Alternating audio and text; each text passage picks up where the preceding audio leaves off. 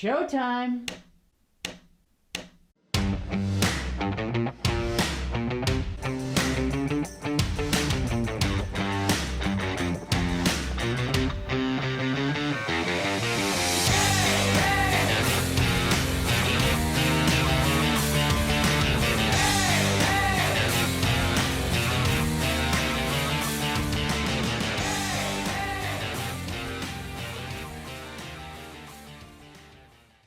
Hi, everyone. Welcome to the Rosie and Bill Show. There is a union for actors. It's called SAG-AFTRA. It stands for the Screen Actors Guild and the American Federation of Television and Radio Artists. And in that union, there's about 160,000 members. Out of that 160,000, there's about 15% which they consider to be working actors. Tonight, we have with us one of the elite. Elite indeed. You've seen him on the big screen. You've seen him on the small screen. You've seen him on the computer screen. You've seen him on the phone screen. You've seen him on every screen imaginable. We are so excited to welcome to the show actor, producer, and multi-screen sensation, Kevin Sizemore. Kevin, welcome to the show. Hey. Thank you so much, Rosie. Thanks, Bill, for having me. This is really cool, and I'm so excited to be here. I feel like we should do an episode of All in the Family because your family is so talented. We're having everyone on the show. Well, I'm lucky to be the third wheel of that family. I'm really lucky. Well, I think all wheels are spinning in motion and in unison, and it's great to see, Kevin. And, you know, speaking of being seen, based on my count, you are on about 15, you come up about 15 times on Amazon Prime in terms of movies there on that streaming network.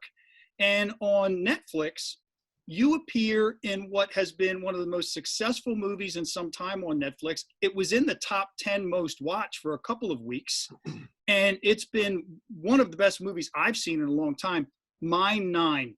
Can you tell us a little bit about that movie and what that experience was like for you? Yeah, thank you. Mine 9 is nothing more than a claustrophobic thriller. Really, that's exactly what it is. There's 9 coal miners who go 2 miles underground, and there's a really bad accident and a multitude of accidents that happen. And next thing you know, they're left with 1 hour of oxygen left. And how are they going to get out? What's going to take place? Who's going to come and save them? Is anyone going to come? So you learn about who they are as individuals. And first and foremost, you learn how dangerous this job being a coal miner is for the guys and gals that do this all over the country. Well, we see the poster behind you. Oh. It looks like an autograph poster. Kevin, I bought it on Amazon, man. What was your experience like filming that? Oh, it's one of the most gratifying experiences and hardest that I've ever done. The director and writer's name is Eddie Mansour, and he's also from West Virginia. And when the role came my way, I was offered a different character at first. And even though I liked that other character, Daniel spoke to me just so much more. And I decided to audition, even though the first role was offered to me. I graciously declined that role, but I said I'm willing to audition for Daniel.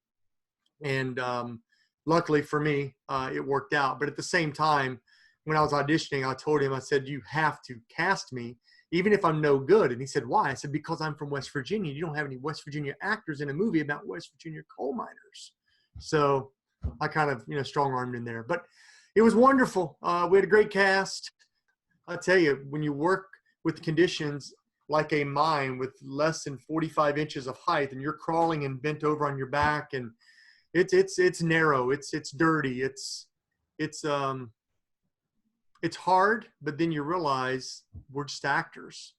These men and women, they do this for a living for 14, 16 hours a day, and we're down there, I don't know, 2-3 hours at a time. Then we come out, and then we go back, then we come out, and we go home and start it all over the next day, and we're done in a few weeks. They're there for years, so it's just a different mindset when you really are doing it. How far down were you? How far down was the set? Well, here's what's weird. You've seen the movie, so you tell me what was real and what wasn't real. I never went into the mines from what we shot. Wow. So that's how great, you know, the set design was. Tim Barrett was our set designer along with Eddie, and they, it's made out of styrofoam. Hmm. You didn't even know that. No. So, and I never really told anyone that because it's so good. Now, what they did do is they went into the mines and they shot plates where they were videoing. You know, Matthew Boyd took the camera down with Eddie and they were videoing. So what you're seeing in the mines is real. You see the real miners there. You see everything that's real. And a lot of those miners that we videoed were the guys at the end of the movie. So what would happen is we would shoot a miner from the back. So whatever they're doing with their back to the camera, and then they would put Anaite Vaccaro did all the effects. So she would put us on a green screen, and we would actually match, looking at a computer monitor, and we would match exactly what those positions are, what these guys are doing from the back, right? And they would say action, and they would be like boom, boom, boom, and we would walk and we would turn into the camera and finish our scenes, and then we would carry out the rest of the scene. So I think she did 600 and some odd effects. I mean, she's a superstar. I mean, she's a superstar. But I think it's My 9 movie. You can go on and look at the behind the scenes making of, and it's really fascinating. Well, Kevin, one thing that I just want to refer back to real quick, and I believe we actually have the trailer to look at. I'm really excited to share that with our audience. But you mentioned the word in the beginning when you talked about claustrophobic. And I didn't realize I was claustrophobic till I had my first MRI.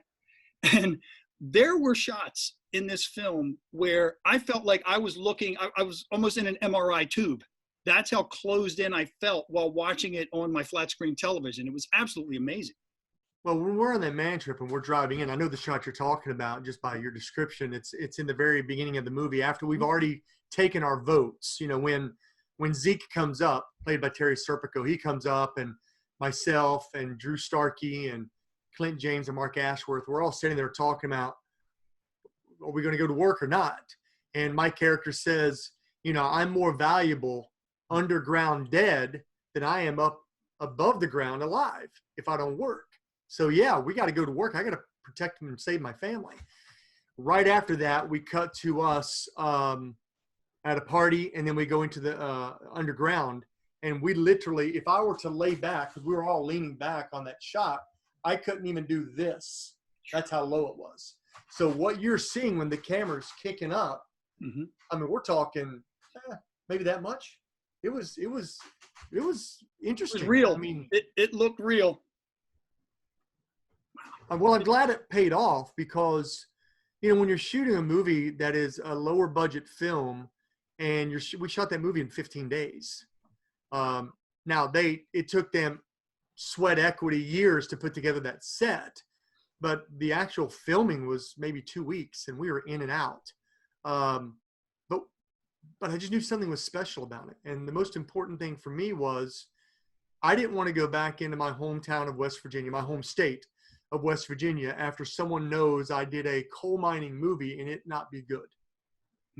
Now, again, it is a movie, so there are certain liberties that you have to take to make it a film. You might not have the flood and the explosion and this and that all at the same time, but when you screen your movie for the first time, like we did in my hometown of Princeton, West Virginia, with almost 850 people in the audience, and 150 of them are coal miners, and they stand up and give you a standing ovation, and they are waiting for you when you come out, and they're crying and they're saying, you have no clue how real this was. You know, I still work at the mines, and I worked there because my daddy worked there and my granddaddy worked there, and you know, I lost my finger, or you know, I messed my leg up or whatever. They are heroes. I mean, they are literally, when you go home every single day and you turn on your power switch, guys, it's because of our coal miners, right? Yeah. So when we look at those things and we start really breaking down, you know, we have so many heroes right now on the front lines protecting our country, you know, our nurses, our doctors, our people driving food across country in the semi trucks, our law enforcement. Our coal miners they've always been heroes to me, especially where I'm from in West Virginia. Well, to this day, somewhere between 40 and 50% of our energy comes from the work that those guys and gals are doing. Yep. So you're right. And they do not get enough credit. Just just last night, we did a live feed with the United Steelworkers of America. They contacted me and wanted the entire cast to come on board. And the ending of it, you know, the lady's, Janet, she's crying because not what we did. It's just that she is so passionate about her job, and she's a part of a mining family. Success comes in many different forms and fashions. So the way I look at success for me, it's not about what you make. It's that if you can touch someone with a movie, with a song, with a piece of art, man, how many people really get a chance to do that ever? And I've been very fortunate to be a part of a few projects, you know, whether it be Woodlawn or The Case for Christ or, you know, whatever projects, TV shows, whatever, that someone has said, hey, that character really touched me. You can't put a price tag on that. Kevin, that's why art is so important, because it really can pay homage to people, everyday people who are out there really doing things that maybe we take for granted but couldn't live without. And it is nice when people do feel acknowledged for the sacrifices that they make. You know, it's weird because I've always thought that, but I think I have processed it more since we've been ordered to stay home. Because when you know, like for example, today, I grabbed 6 quarters out of the kitchen, and Gunnar was doing a puzzle. He just finished school, and he heard me tossing quarters, and he's like, "What are you doing, Dad?" I said, "I'm just playing quarters." Playing quarters? What are you talking about? I said, "Well, come on, let's check it out." So we go out on the front porch, and you know where I live, Ro. So we're out on our front porch, and I'm standing with my back against our mailbox, and we're pitching quarters across our area, and we did it for 30 minutes. So then, you know, you're thinking on the simplistics of life, right? You think of that. Now, is that art? No, but it just allows you to break free and do things that you never thought of. I mean, I've watched TV shows I've never imagined. I've watched movies I've never even thought of, and I'm watching them in a completely different light because I'm not so stressed out, meaning, oh, we got to go. We run so fast. Well, you both know this. We're so busy that we don't slow down and go, let's breathe. Let's just breathe. And Ro, you're going to be busy because they're going to keep bringing your butt back on Law and Order. Hey. From your mouth to God's ears. Well, along those lines, Kevin, let's share your Mine 9 trailer with our viewers. Sure. We are cutting coal 2,000 feet deep. We are filled up with more methane than any other mine in this area.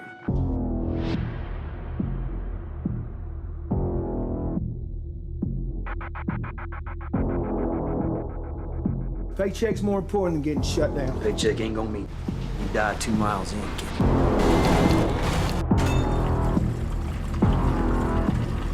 Cutting coal is risky business, son. Gotta hold your own down here, understood?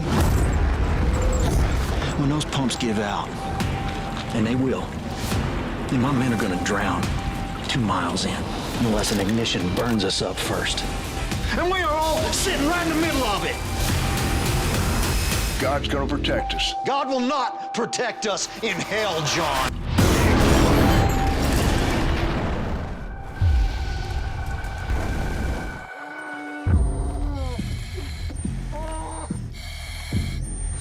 Keep breathing. Just breathe what you got.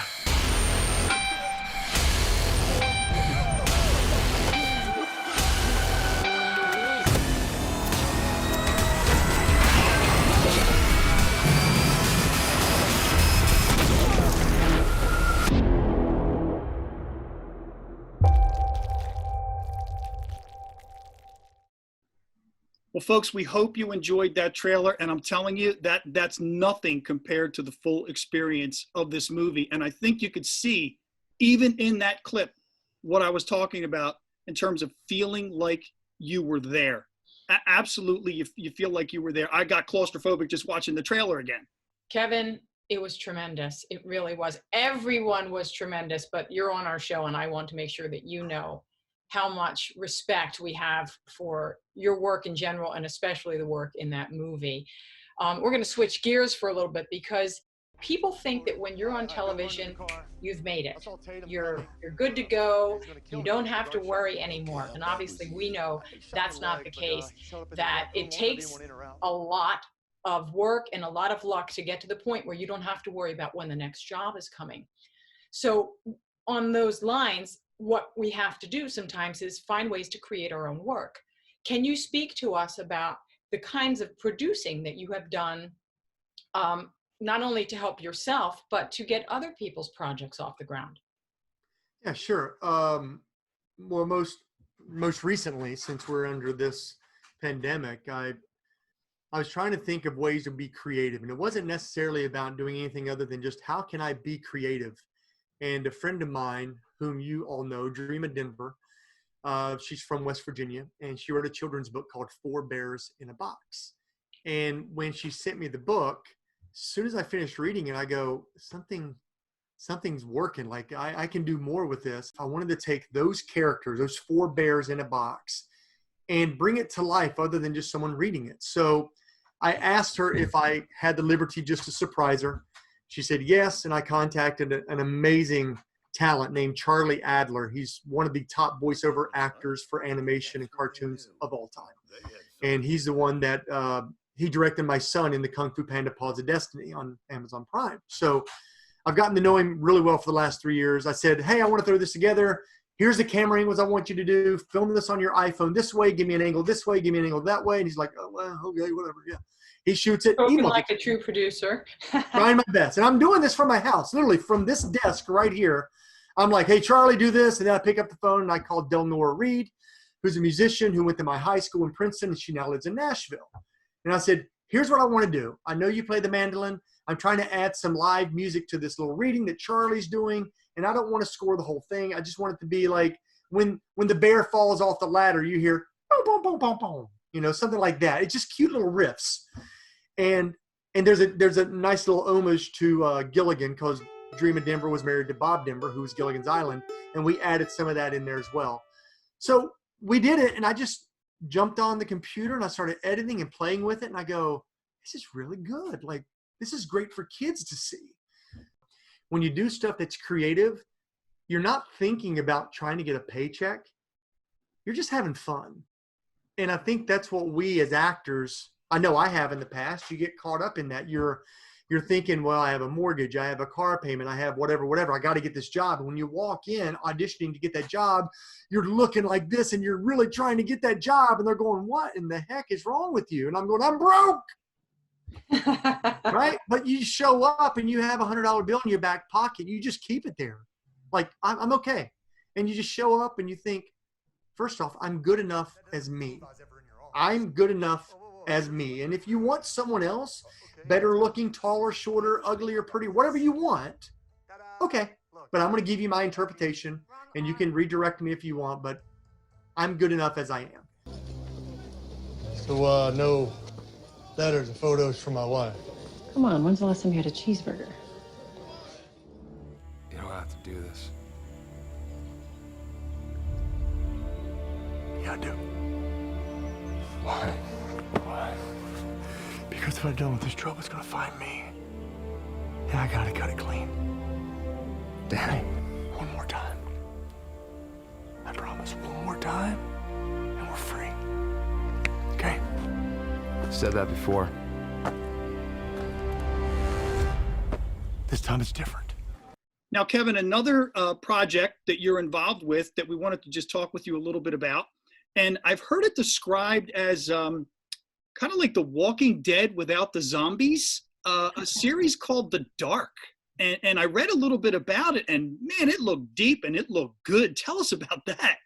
Yeah, we're excited about that. Our director, Chip Rossetti, and Questar Entertainment out of Chicago, they produced it. It's pretty much, it's like the 7th year of the tribulation, and, you know, Christianity and all that. Everything's been wiped off the face of the earth for years. There's a handful of people that are still trying to survive. And what we've come to realize is everything on the outside feels like you said, it's The Walking Dead, but they don't know that we're still hunkered down in this church, and there's only a handful of us left. My wife has passed away. My son's been taken. There's a lot of issues that we're dealing with. But then we find out that someone could still be out there that's part of our team that's alive. So we have to go out there and find them. And when we go to find them, that's when we also realize, is my son still alive too? So we're really going out into the dark to try to find these people. And hopefully they're still there. And again, we don't know what the dark is. Is it a thing? Is it something out there? Is it a person? We don't know what it is. And you quickly realize what it is very, very fast. Well, we look forward to seeing that. It's going to be fun. Right now we've shot the first 5 episodes, and it should be out, I would think, in the next few months. Okay. We'll have to keep our eyes peeled for that. And you did was it another series called Puckheads? Well, we shot the pilot for Puckheads, which is fun. Quite a ways back, actually. We're trying to find out where we're going to go with the Puckheads project. But I tell you, that's fun because it's a true – there's nothing really done with hockey, right? So remember Necessary Roughness? Yeah. Football, right? Yeah. That's Puckheads. Oh, wow. Same thing. So think of Necessary Roughness. You think of Puckhead. You're getting all these great stories with all these guys, and they're all true stories. And I played the coach of the hockey team. And we suck. We're really bad, and we're trying to build that up. We have a good cast. Colin Eggesfield's in that, and Nick Turturro, and Vanessa Angel, Donnie Most. It's fun. Really fun cast. Your son followed in your footsteps, and he is an actor on camera and behind the microphone.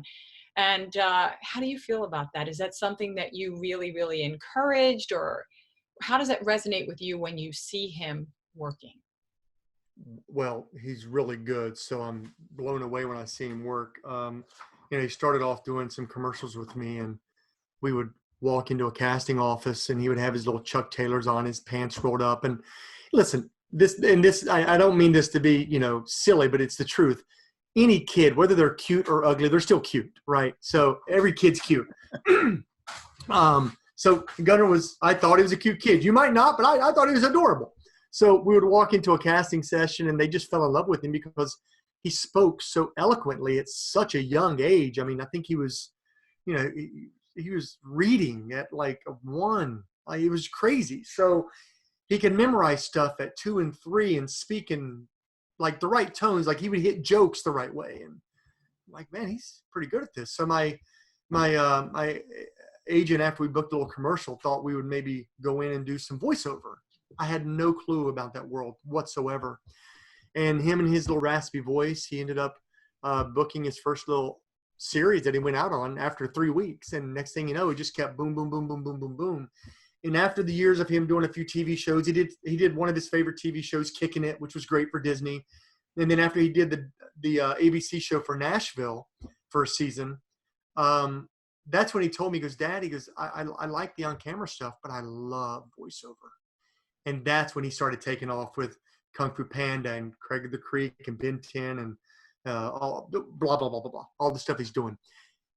When I get a chance to see him in a booth, and again, it's not my world. I'm like just dad. I'm Gunnar's dad. There's times where I just have tears in my eyes, and I go, man, this kid is doing what he loves to do. I didn't know what I wanted to do until I was, 19, maybe 20? I don't know. And he's figured this out at that time, 12, 13, 14, now 15 years old. I'm blown away. I'm lucky, to have met my wife, Gina Lombardi, at a restaurant, sitting there having breakfast on a Sunday afternoon, and to be with her all these years later, and to have Gunnar. Listen, we're in a horrible situation in our world, but I am the luckiest man alive. Wow. That's wonderful.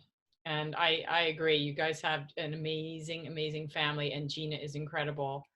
And you've raising a beautiful young man there. So well, thank you. And we have a really fantastic godmother. I don't know if Bill, I don't know if you know her, but her name is Roro. That's right. Gunnar's like Her name's Aunt Roro. Of course, I think he's grown out of that a little bit now. Yeah, he Roro has. and Bill show. Yeah, the Roro. Roro and Bill Show. That's the new name. Wow. Well, Kevin, thank you so much for coming on the show and sharing your talent with us and all of these wonderful projects you have going up. And folks, again, keep your eyes peeled out for The Dark, Puckheads, and of course, go to Netflix and watch Mine 9 because you will be happy that you did. Yeah, and just as a quick side note, my son texted me the other day, Kevin, and he said, "Yo, Pops, what's good on Netflix?" I'm pretty sure that was a quote. I said, Mine 9, check it out. And a couple hours later, I got thumbs up. Good call, Pops. Oh, wow. Thank you so much. And again, thanks for having me. You only had to, ask. You did. I don't even think you got the whole question. I'm like, hey, Kevin, will you come on? Yes. I'm happy to support you too. I'm really a big fan of what you're doing. I think your show is going to start to blow up this year because what you're doing is great. And you're bringing, like you said, you're bringing positivity out there we need it. We need positivity. We sure do. Right? Let's just have fun. Let's not take everything so serious. There's serious moments, but how can we still enjoy our life? Because this is the new normal for now. And thank you too for bringing the Rosie and Bill show to so many people. We appreciate it. Yes, absolutely. Well, we'll see everyone next week. Thanks for watching. And since it's your first time going underground, I just thought maybe you should just know something about him. Why? Why? You ain't never told him. No, he didn't tell me. After every single shift, they'd come out here and said they seen something. What happened to him? The roof fell. And them boys dead.